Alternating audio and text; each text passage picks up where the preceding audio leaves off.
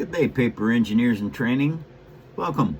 These are the hatch hinges that you need to make for your tank, because your hatches, they gotta be covered. And so anyway, this is the last tutorial, number 15. So what I've got here is, this is just paper bag from a grocery store, and I cut 5 of these. And the reason I cut 5 of them is because you have to make these hinges super strong, because you can't, you can fix them later, but it's not fun, and I've had to do that. So I would prefer not to. And I learned that 3 layers of paper won't survive, and so I'm using 4. And you put your straight pin, which is just a map pin that I'm using, in here like so, and you line these things up nice and flush so that they are lined up correctly. And now you push that in there. You get that pin right up inside, and you squeeze the paper down just like this. This is kind of detailed technical stuff. And now something that I want to do is, I want to squeeze the 2 pieces of paper at the edge of that to make it tight. The reason being, the tighter this is, the less movement you're going to have with your hatch back and forth the wrong direction. All right, now the thing about this is, you have to do 4 layers of this stuff. So you start your second layer right over that top of that first layer, just like this. And now I squeeze that right up against the metal of the straight pin, and make sure that that is nice and tight. Then I go over to this other side over here, and I add the glue to it there. Now you don't want too much glue with this application, because you end up squeezing it out all over everything, and you don't want to be messy if you can help it. And you need to make sure that the symmetry is right on these. Oh my goodness, I got a sneeze coming on. I don't want it. Okay. And then I take these and I squeeze them like that. Make sure that that is nice and tight, because as you build your hinge,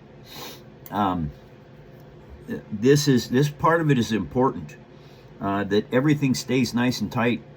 Now, I've got a little bit running over here. Okay, so my next piece, I'm going to run it a little bit longer, and the other side will be shorter. And then when I do the other side, I will actually make it shorter. You're alternating. And the reason you're alternating is because as these go around here, you're losing length. You're losing some of your straightaway, because your distance or circumference, or whatever they want to call that, is each time you add a layer of paper, you lose a little bit. And it's not important unless you want to be really meticulous with this. You can add, as you can see, there's a 32nd or a 16th of an inch of less paper on this other side.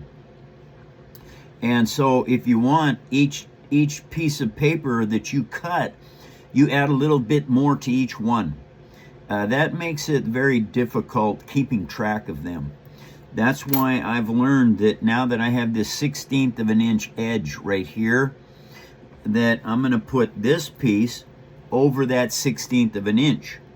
And so basically what I'm doing is I'm locking it into place, and I'm adding that little bit of extra, because it doesn't matter in the end of these hinges how that works out.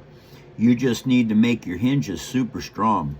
And it looks like This is going to be strong enough with 4 sheets of paper. I'm not going to need a 5th one.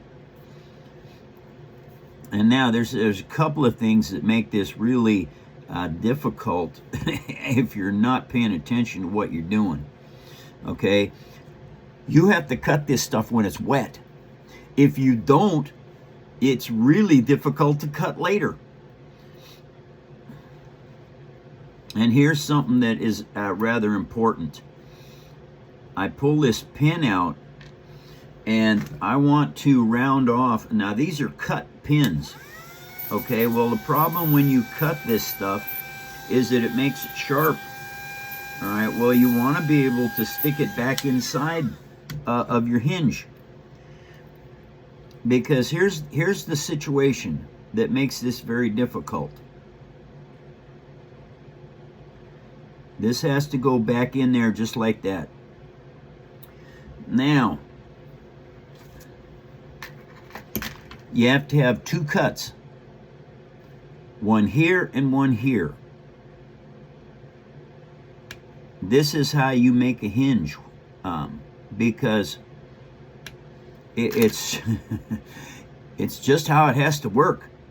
Now, this is where your X-Acto knife comes in very handy. You have to be very careful to roll this around just like that. There is what you have. As you can see, that now hinges back and forth.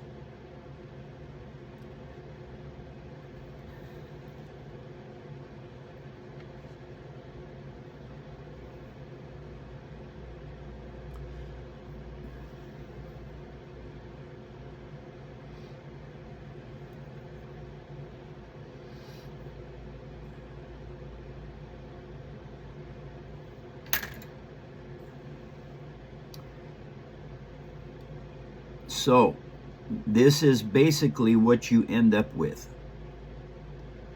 I hope that cut through there. Doesn't look like it did, but I think it did. Let's make sure that's cut through. You have to be careful with that, because you can cut yourself if you're not careful. That is a hinge, okay? It glues onto here, and then these 2 pieces here, they glue onto the others, onto the, I'll show you. Anyway, is this the right one? No, wrong one. Okay, this is the one I want right here. Okay, so I glue these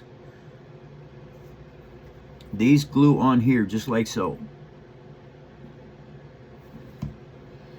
Now, I have to reinforce this, okay, because without reinforcing on this thing, these will actually pop off of there.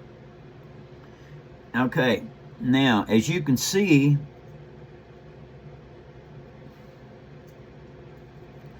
that's what it looks like. All right, looks like that, this way, that way, okay, because what happens is, once this dries, then I can glue this part onto here. Just like this.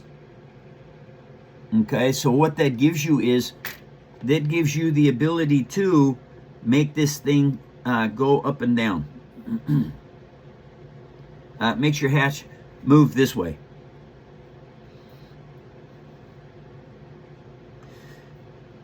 And that is the last tutorial for this Warhammer build. So thank you all for watching everything. I also, let me see here, get this off here, I got it. Okay, you guys, I want to thank you all very much for watching my ads. And I know I hate them too, I really do, but there are times that I do watch the ads, and I thank you all for that, because the ads are what are really making a difference in my income, and I really appreciate it. Because as you know, Social Security is not very good. So anyway, I want you all to take care.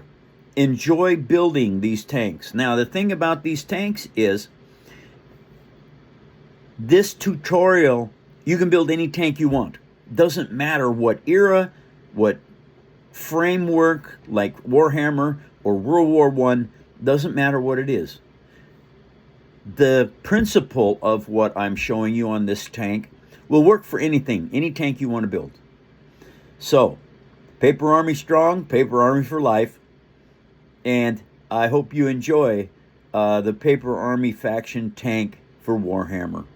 Take care, everyone. I will see you in my show. I love you all. Good day.